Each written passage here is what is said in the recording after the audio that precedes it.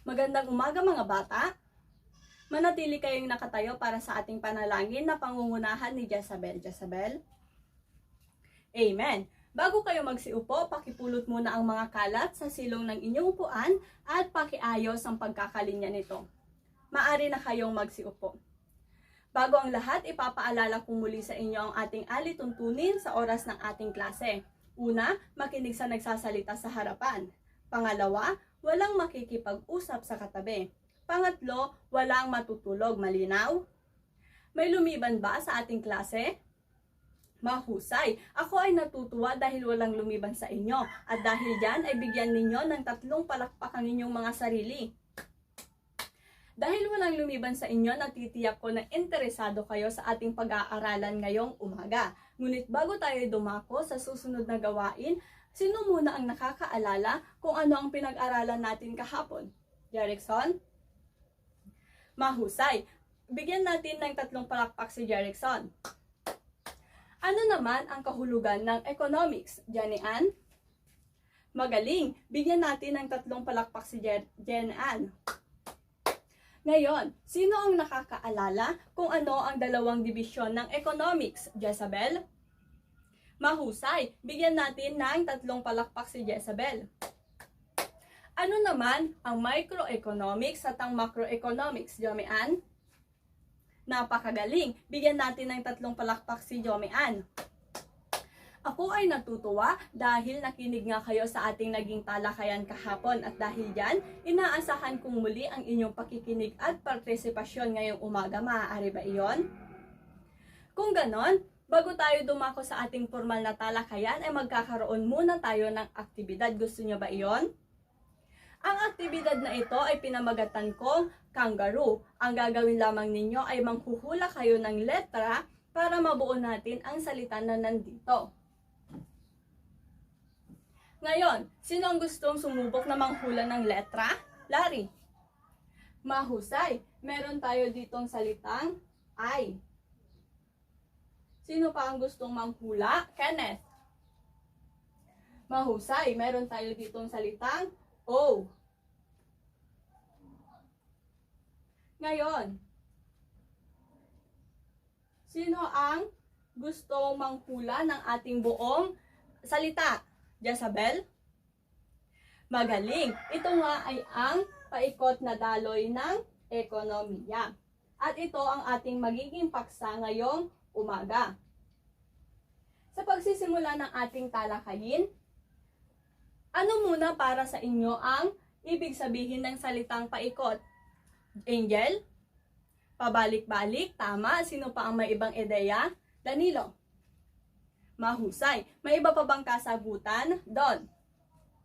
Magaling. Bigyan natin ng 3 palakpak ang mga sumagot. Ang sinabi ninyo ay ang ibig sabihin para sa atin ng salitang paikot.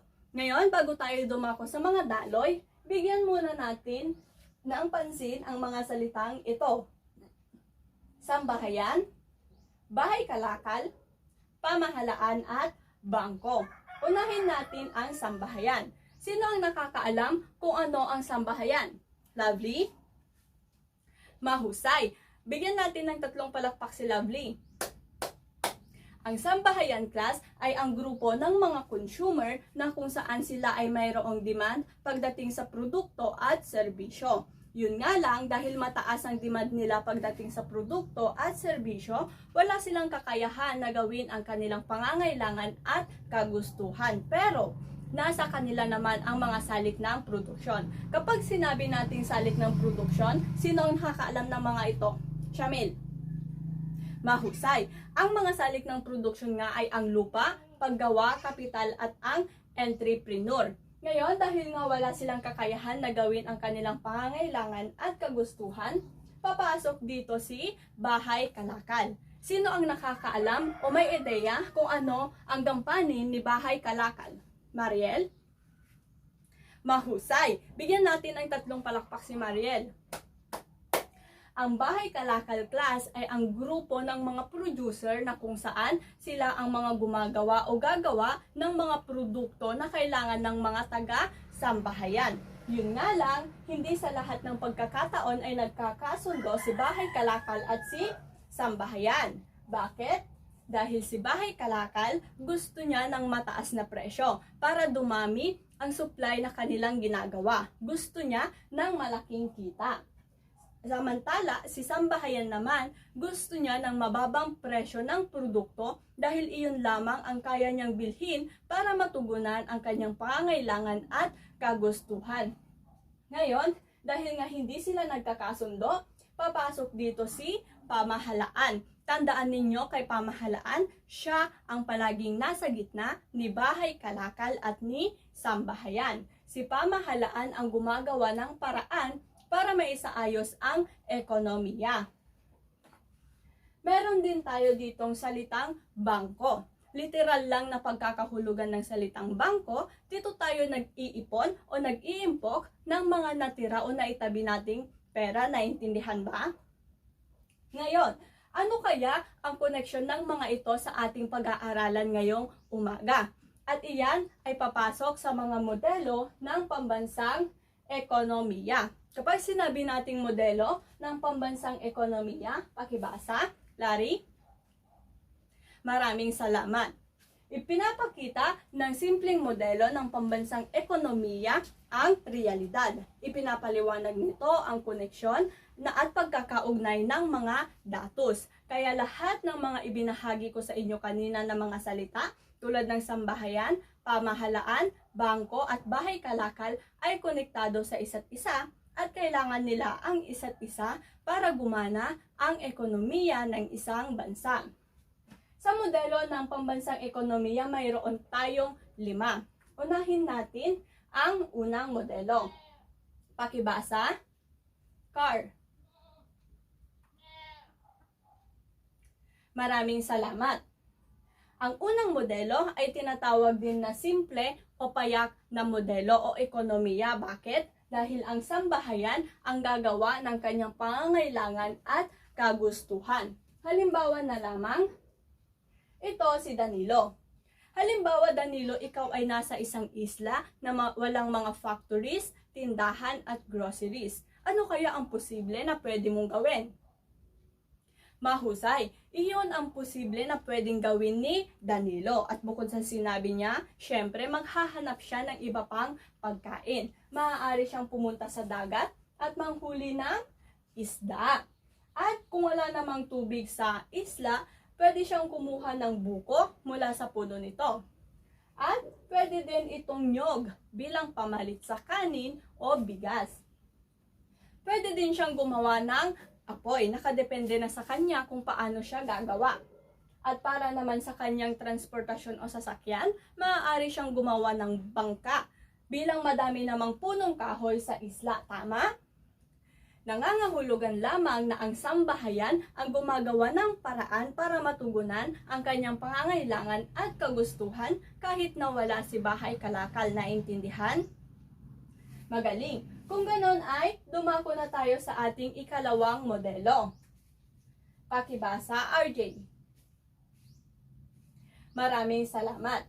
Ano kaya ang napapansin ninyo sa ikalawang modelo na iba sa unang modelo? Danilo? Mahusay. Mas komplikado na ito kumpara sa unang modelo na nakita ninyo kanina. At mag-focus tayo sa ating modelo, mayroon na tayong dalawang uri ng pamilihan. Una ay ang pamilihan ng salik ng paglilingkod na binubuo ng lupa, paggawa at ang kapital. Sunod naman ay pamilihan ng kalakal at paglilingkod na kung saan dito natin ibinibenta iyong mga tapos na produkto na gawa ni sambahayan. Ngayon mag-focus tayo sa ating modelo at unahin natin ang mga arrow na nandito sa loob. At magsimula tayo sa sambahayan. Ang sambahayan, gaya nga ng sinabi ko kanina, sila ang may hawak ng pamilihan ng salik ng paglilingkod. At dahil sa pamilihang ito, bumibili o bibili si bahay kalakal ng mga hilaw na sangkap na para makabuo ng isang produkto. Ngayon, at dahil bumili si bahay kalakal, nabili na niya lahat ng gusto niya, pagkakataon na niya itong pagsama-samahin at ibenta sa pamilihan ng kalakal at paglilingkod. Ngayon, Sa pagbebenta ni Bahay Kalakal, sino kaya ang bibili sa pamilihang ito, Fatima? Mahusay. Bigyan natin ng 3 palakpak si Fatima. Ang sambahayan ang bibili dito. Sa madaling salita, ang pamilihang ito ay para kay sambahayan. Naintindihan ba? Ngayon, kapag bumibili o gumagastos si sambahayan, natutuwa si Bahay Kalakal. Bakit? Dahil pagkakataon na niyang kumita. At sa pagkita ngayon ni Bahay Kalakal, pagkakataon na din niyang magbayad ng kanyang sweldo, upa, tubo o interes. Siyempre, hindi lang naman producer ang gagawa ng kanyang mga produkto. Uupa at uupa siya ng mga manggagawa na kailangan niyang bayaran. At sa pagbabayad ngayon ni Bahay Kalakal, nandito na tayo sa labas na sektor na arrow. Sa pagbabayad ngayon ni Bahay Kalakal, pagkakataon na din namang kumita ni sambahayan dahil nga nasa kanila ang lupa, paggawa at ang kapital. Nakita natin kung paano nila pinapakinabangan ang isa't isa. At dahil pinapakinabangan nila ang isa't isa, mabubuo natin dito ang salitang interdependence. Ang interdependence ay nakabase sa isa't isa. Ang sambahayan ay nakabase kay Bahay Kalakal at si Bahay Kalakal naman ay nakabase kay sambahayan. Mawala nga lang ang isa ay hindi nagagana o hindi na magtutuloy-tuloy ang ikot ng ating ikalawang modelo. Ngayon, sino sa kanila kay sambahayan at Bahay Kalakal ang kumita? Mahusay. Si sambahayan ay kumita sa pamilihan ng salik ng paglilingkod at si Bahay Kalakal ay kumita sa pamilihan ng kalakal at paglilingkod. Yun nga lang, parehas din silang may ginastos. Si sambahayan gumastos sa pamilihan ng kalakal at paglilingkod at si Bahay Kalakal naman ay gumastos sa pamilihan ng salik ng paglilingkod. Naintindihan ba? Mahusay. Kung ganon, dumako na tayo sa ating ikatlong modelo. Pakibasa. Marlene. Maraming salamat. Pansinin natin sa ating ikatlong modelo, tayo ay mayroon ng 3 uri ng pamilihan at ang naidagdag ay ang pamilihang pinansyal. Ngayon, ano kaya ang trabaho ni pamilihang pinansyal dito? Tandaan natin na si sambahayan ang siyang nag-iipon sa pamilihang pinansyal na nagiging dahilan ng mga bangko o daan ng mga bangko o pamilihang pinansyal para magpautang ng pamumuhunan kay Bahay Kalakal. Ngayon, yun nga lang, dahil wala ding pagkakataon o wala ding karapatan si pamilihang pinansyal na magpautang kay Bahay Kalakal kung wala si sambahayan. Bakit? Dahil sa tulong o impok ni sambahayan, ito ang nagiging dahilan para magpautang ngayon o umutang ngayon si Bahay Kalakal kay pamilihang pinansyal. At dahil dyan, mayroon tayo ditong broken lines. Bakit kaya tayo may broken lines? Kaya tayo may broken lines dahil hindi naman tayo pinipilit na mag-ipon o hindi tayo sinasabihan ng ekonomiya na ay dapat umutang ka. Hindi. Walang nagdidikta sa atin na gawin ito. Pero ginagawa natin ang mga ito para sa hinaharap natin. Nagkukusa tayo na mag-ipon at umutang para din lang sa sarili natin. Naintindihan ba? Mahusay. Kung ganon ay dumako na tayo sa ating ika-4 na modelo. Pakibasa. Lovely. Maraming salamat. Pansinin natin ang ating ika-4 na modelo. Ano kaya ang pinagkaiba ng ika-4 at ng unang modelo? Mahusay. Ang naidagdag na sektor na pamahalaan ay makikita sa pagitan ni Bahay Kalakal at ni sambahayan. Ngayon, kung ang unang gampanin ang pagbabasihan, si pamahalaan ay kabilang sa politikal na sektor. Labas ang pamahalaan sa usapin ng pamilihan. Ngunit, kung dito sa ating ika-4 na modelo ang pagbabasihan, si pamahalaan ay papasok bilang ikatlong sektor. Mag-focus tayo sa pamahalaan at sa mga araw na konektado kay Bahay Kalakal at kay Sambahayan. Mapapansin natin na parehong kumokolekta o nangongolekta ng buwis si pamahalaan kay Bahay Kalakal at kay Sambahayan. Sumisingil ng buwis si pamahalaan para kumita. At ang kita mula sa buwis ay tinatawag na public revenue. Ngayon, sa pagbabayad ni Sambahayan ng kanyang buwis sa pamahalaan, ginagamit ito ni pamahalaan bilang pagbili ng kalakal at paglilingkod. At sa pagbabayad naman ni Bahay Kalakal ng kanyang buwis, ginagamit ito ni pamahalaan bilang upa, sahod, sweldo o transfer sa sambahayan. Ngunit tulad ng ating ikatlong modelo, bakit kaya meron pa din tayong broken lines?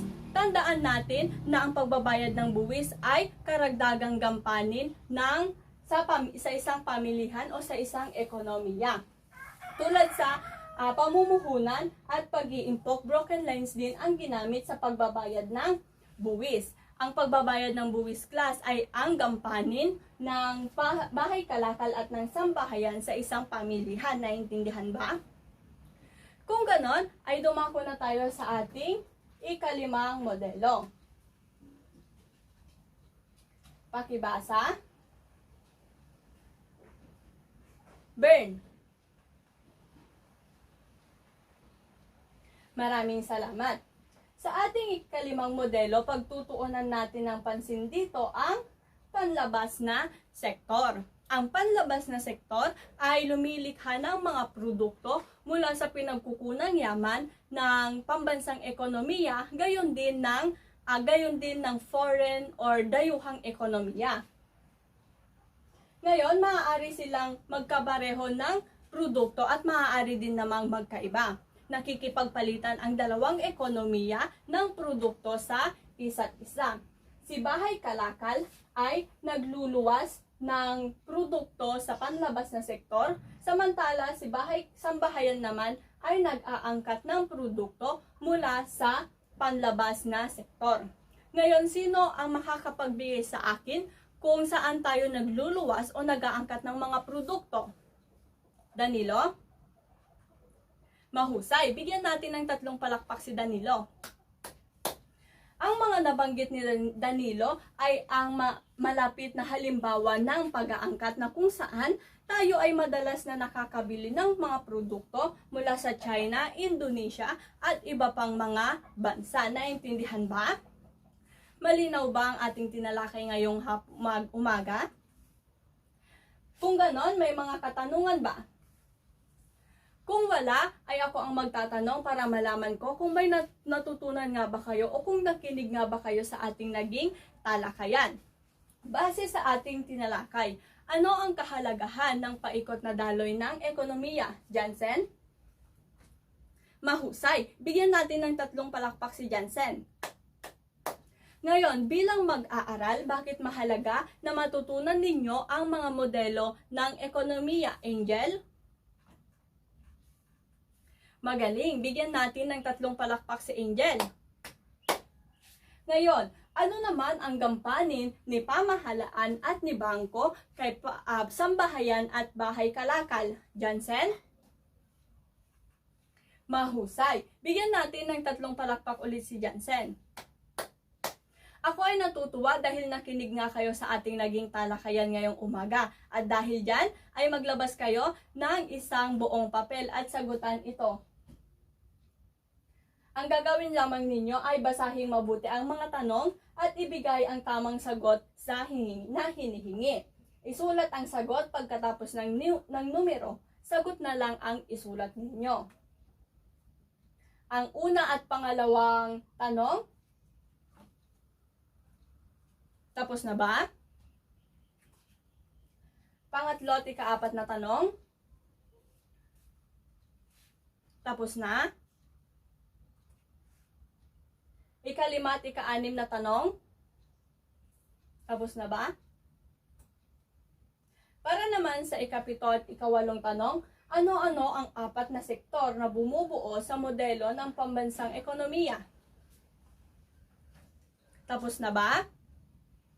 Kung ganon, pakipasa na ang inyong mga papel mula sa likod papunta dito sa harap nang walang ginagawang ingay at walang tumatayo.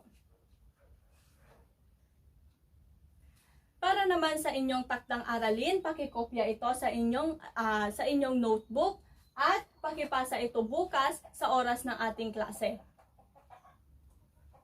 Iyon lamang ang ating talakayin ngayong umaga. Paalam!